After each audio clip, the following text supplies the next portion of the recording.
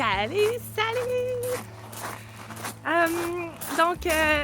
Aujourd'hui, il y a plein de choses au programme, dont beaucoup de canage. Sur la ferme ici, on essaie de faire pousser le plus de tomates qu'on est capable. Je dis souvent, c'est pas rien d'en faire pousser des quantités industrielles. Il faut surtout aussi avoir le temps de les entretenir, le temps de cuisiner aussi toute cette abondance-là. Si vous me suivez sur Instagram, vous avez déjà vu la petite chapelle. Donc, on a certaines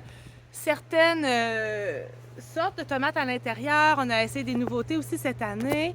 Puis ensuite de ça, là, la main crop de tomates, là, la production de tomates principale se trouve dans le tunnel chenille qui est ici, comme ça ici. OK? On fait pousser des tomates, principalement de la beef, de la tomate italienne du style Roma. On a essayé un nouveau cultivar aussi cette année. Des semenciers du rail. Et puis j'apprécie quand même. Elles font comme, je crois que ça s'appelle le cul noir. Là. Il faudrait que je vous montre que ça ressemble. Je vous amène ici. C'est peut-être une carence ou trop d'eau. En tout cas, il faut vérifier. Donc les tomates sont pas bonnes dans ce temps-là. C'est ça comme ça. Ça, c'est un peu plate. Ce cultivar-là le fait vraiment. Par contre, quand ils le font pas, là, les fruits sont vraiment énormes. C'est une des plus grosses tomates italiennes que j'ai vues à date. Hop! Donc ici, là, on fait pousser sur... c'est des rangs de 100 pieds. Et les tomates sont plantées sur 2 rangs par planche. Et j'ai une planche et demie consacrée entièrement à la tomate. Donc, avec ça, on est capable de se produire, là, de se fournir en tomates en dés, en jus de tomate, en sauce et en salsa là, pour l'année. On va faire du jus de tomate aussi cette année, en plus en plus grosse quantité. Puis, voilà, c'est plus économique niveau monétaire. Niveau du temps, ben là, c'est ça, il faut y accorder le temps nécessaire. Je vous montre. C'est de toute beauté. Il y en a plein. Avec le tunnel chenille, on est capable de devancer la production. On n'a jamais eu autant de tomates prêtes en même temps là, à ce temps-ci. On est début août. Donc, c'est ça. La production de canage a commencé au niveau des tomates. Je vous amène avec moi voir un peu ce que je fais pendant la journée. À travers le tout, aujourd'hui, mes enfants sont tous à des activités où elles travaillent. Donc, c'est plus facile pour moi de tout faire ça. Surtout, je dis c'est plus facile. C'est pas que c'est plus facile, mais disons que je suis capable de me concentrer puis de faire du canage. Puis je grignote sur le coin du comptoir. J'ai pas besoin d'arrêter. Personne n'a besoin de moi. Fait que c'est là que ça facilite un peu les choses. Parce que mes filles sont quand même plus vieilles, là. Elles ont entre 8 et 16 ans. Donc, elles n'ont pas besoin de moi là, de façon constante. Quand elles étaient petites, je ne cannais jamais autant que je ne cannais, je ne conservais ou je ne jardinais pas autant que je fais là. On n'avait pas tous les mêmes animaux non plus. C'est une chose à la fois. Quand les enfants étaient petites, bien, on focusait beaucoup sur les enfants. Et donc, toutes les mamans qui écoutent, là, on ne se stresse pas avec le canage. Cette belle aventure de vlog Patreon. Alors, merci à toutes celles qui portent un intérêt, à toutes celles qui vont s'abonner à nos forfaits. Ça nous touche vraiment beaucoup. Alors, ce que je veux vous proposer avec les vlogs, c'est que je vous amène un peu dans mon quotidien. Je vous montre un peu qu'est-ce que je fais, que ce soit en cuisine avec les animaux, avec les jardins, avec notre temps en famille. Je ne mettrai pas l'accent sur les enfants, par respect pour mes filles. Elles n'ont pas tout envie d'être à l'écran tout le temps. Hein? C'est bien correct. Je veux vraiment respecter ça. Et donc, aujourd'hui, je vous amène un peu, on fait un peu de canage de salsa. Je tiens à préciser que ces vlogs ne seront jamais tout à fait trop léchés. Je vais toujours être à moitié peignée. Je vais avoir des fois des trous dans mon chandail. L'important, c'est que c'est ce que j'ai le goût de vous transmettre. C'est les belles images que je vais vous montrer de l'extérieur. C'est ça que je veux mettre l'emphase sur ça, sur les informations que j'ai à vous transmettre, à vous donner. Je cherche à vous inspirer. La recette complète pour faire cette salsa qui est absolument délicieuse se retrouve dans notre journal de bord comme à maison 2022, dans la section été, si je me souviens bien. On retrouve une tonne de légumes, puis ce qu'on a fait au fil des années, c'est qu'on s'est arrangé pour faire pousser tout ce qu'on a besoin pour faire cette recette-là. On mange beaucoup de salsa ici chez nous, beaucoup en collation. On se fait un souper aussi nachos une fois par semaine. Souvent, quand on vient de l'écurie, les filles font de l'équitation. On adore ça. On va chercher un bon fromage, du saucisson, des choses comme ça. Puis on agrémente nos nachos avec ça. Si vous faites partie de celles qui ont le planeur 2022 puis la recette, moi, je multiplie cette recette-là par 5 et je suis capable de remplir 7 litres de salsa. Fait que je suis capable de remplir toute mon autoclave. Là, je canne à l'eau, mais je me sers de mon autoclave pour canner à l'eau bouillante parce que le format est vraiment formidable. Ça m'évite d'avoir un autre gros chaudron, le noir avec tout le rack. Donc, je prends mon autoclave ici. Puis, je suis capable, en quintuplant la recette de salsa, je remplis mon autoclave. Fait que, tu sais, on fait une batch, puis voilà. Puis, je le fais une couple de fois, là. On essaie de produire à peu près un minimum d'une 30aine de litres de salsa. On prend souvent des notes, hein, fait qu'on le voit. Tu sais, ah, ben, gars, cette année, on en a consommé tant. Ah, on en a manqué. Fait que là, on le sait. Ça nous prend une 30aine de pots de 1 litre minimum pour faire l'année. Une des astuces quand on part une journée de canage, c'est de commencer avec une cuisine propre. Tout à notre disposition, les ustensiles, les chaudrons, comptoir très épuré parce qu'on va faire beaucoup de vaisselle, ça va être à laver, tout ça. Donc, voilà, là, tu sais, j'ai tout fait ça, là, c'est super propre, tout est... Mais non, tu sais, des fois, on canne, puis c'est le bordel, puis ça arrive. Donc, zéro culpabilité, s'il vous plaît, tout le monde. On fait notre possible. À un moment donné, je disais, par contre, il y avait quelqu'un, c'est Homesteading Family. Super ressource si vous parlez l'anglais. C'est des homesteaders incroyables. Une maman qui fait l'école à la maison aussi. Ils ont plusieurs enfants. Très, très inspirant. Et elle disait, elle suggérait qu'on fait une grosse journée de canage, partez la mijoteuse pour que vous ayez quoi pour dîner. C'est ce que j'ai pas fait, là. Mais c'est une bonne, très bonne astuce, je trouve. Ah, bien. Une des choses que je trouve qui aide à stimuler l'envie de faire du canage puis de tout ça, c'est on s'habille, on reste pas en pyjama. Ben, je vais parler au jeu, ok? Parce que tout le monde fait ce qu'il veut, là. Puis on met des chaussures dans les pieds, puis on dirait que ça donne comme le go pour ouais, j'ai enlevé mes pantoufles, mes petites boubounes, puis je suis prête à canner. Et vivre l'aventure, de me faire ébouillanter peut-être avec du jus de tomate qui revole ou des trucs comme ça. Fait que c'était ma petite astuce. Je m'apprête à couper tous mes trucs. Je commence toujours par mes tomates pour avoir ma quantité exacte que j'ai besoin. Puis ensuite de ça, je m'en vais au jardin. Je cueille tout le reste que j'ai besoin pour faire la salsa. Puis après ça, on met tout ça à cuire et on va mettre en pot.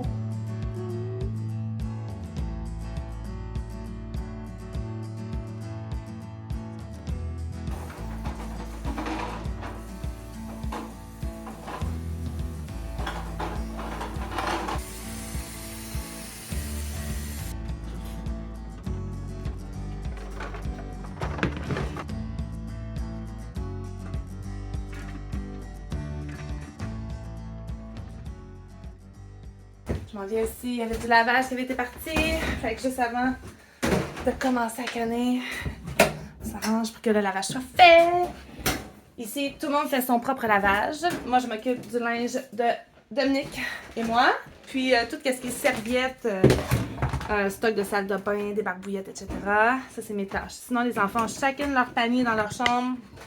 Elles sont en charge chacune de faire leur propre lavage. Ça allège énormément au niveau de mes tâches à moi. Ça les responsabilise.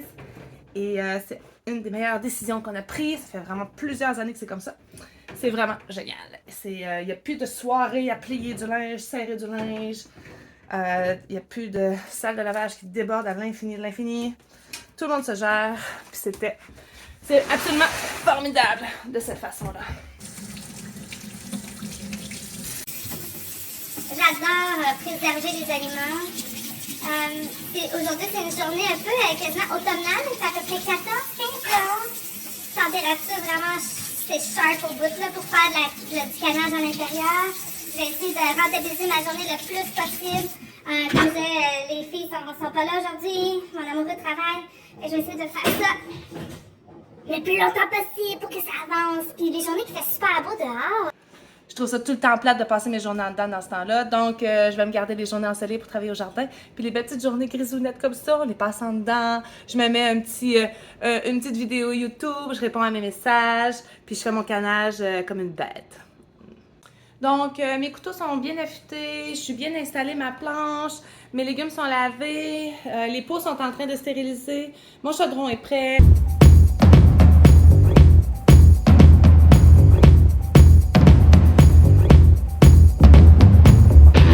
Les tomates sont toutes coupées, donc j'ai mes 25 tasses de tomates et je m'apprête à aller cueillir tous mes légumes.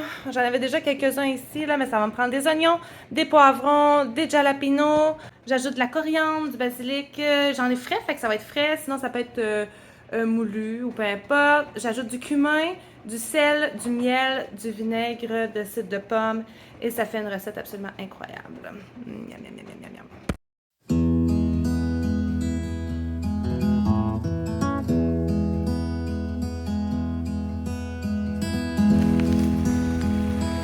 C'est une vraie journée d'automne.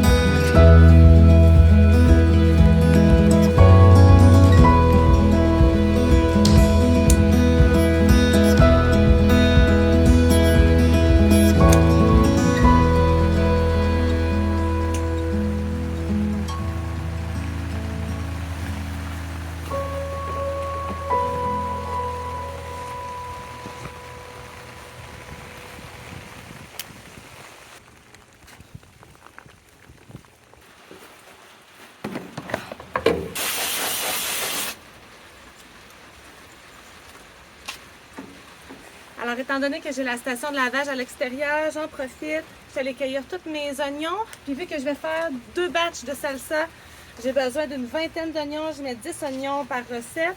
Donc, je profite de la station pour faire comme tout le gros nettoyage, enlever la terre. Ça évite de boucher mes tuyaux dans la cuisine. Ils sont super beaux, super gros.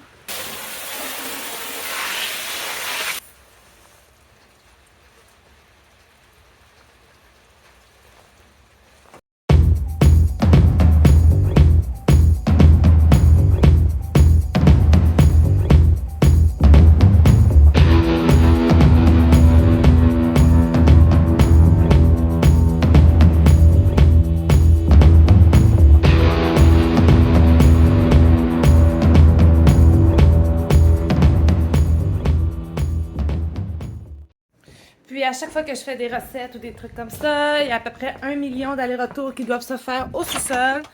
Parce que c'est là que je garde une grande partie, soit de mes pots, je garde ici des épices, il y a plein de petits bidules que j'ai pas dans ma cuisine là, en tant que telle pour essayer de libérer. On garde ce qui est le plus utilisé en haut. Et là, je me rends compte, j'avais du cumin. Donc, j'avais besoin de cumin. Ça fait mon petit cardio de la journée.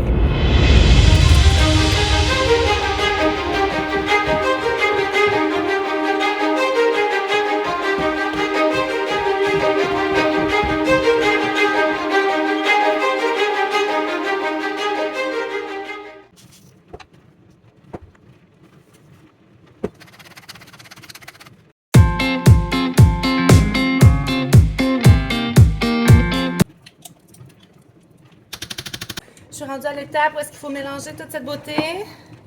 Tout bien mélanger ça. Ensuite de ça, quand ça va avoir assez mijoté puis ça va avoir atteint la texture qu'on désire pour notre salsa, parce qu'on est fancy, là. Ici, on a une texture préférée pour notre salsa. Je vais mettre dans mes pots puis je vais stériliser à l'eau bouillante.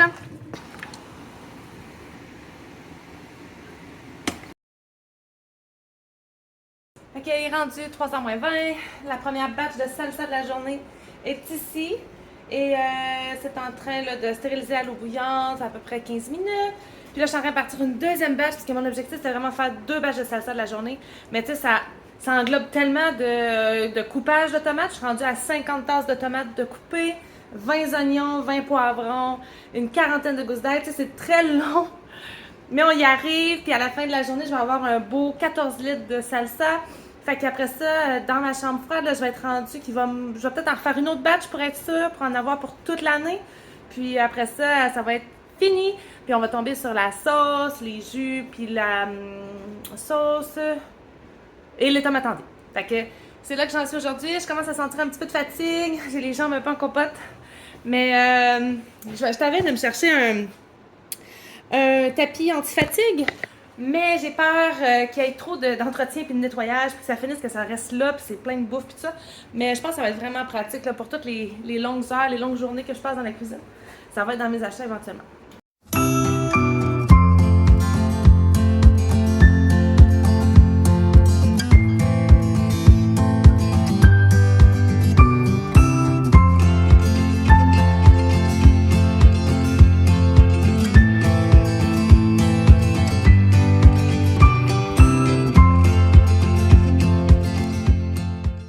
Tout le monde est à veille d'arriver. Donc, j'essaie de clencher là, tout le lavage à aller faire, aller tout porter ça à sa place. Tout ce qui est le compost à aller porter aussi. J'ai un gros plat aussi pour les cochons. Fait qu'on va essayer de cleaner la cuisine. C'est Doom qui s'occupe du souper ce soir. On mange des petits poulets sur le barbecue. Et quand il fait le souper comme ça me permet toujours de faire 1 million d'autres choses pendant ce temps-là. Mais j'aimerais vraiment cleaner comme l'environnement, puis que tout le monde arrive, puis que ça soit pas trop le bordel. Finir de canner cette salsa-ci, cette salsa-ci, cette salsa-ci, salsa-ci. Et après ça, on va appeler ça une journée et on va faire cocher. Il va y avoir sûrement plein d'autres choses qui vont se rajouter, mais mon objectif est atteint. J'essaie de mettre des objectifs quand même réalisables. Et c'est vraiment gratifiant parce que vu que c'est réalisable, ben, je m'arrange pour les faire en premier. Puis là, ben, ça va avoir pris une grosse partie de ma journée. Mais je suis vraiment contente. Puis je me couche le soir, puis je me sens comme « Wow, j'ai réussi ma journée ». Donc, essayez ça si ça vous tente. On se met des petits objectifs, une to-do list réalisable, réaliste.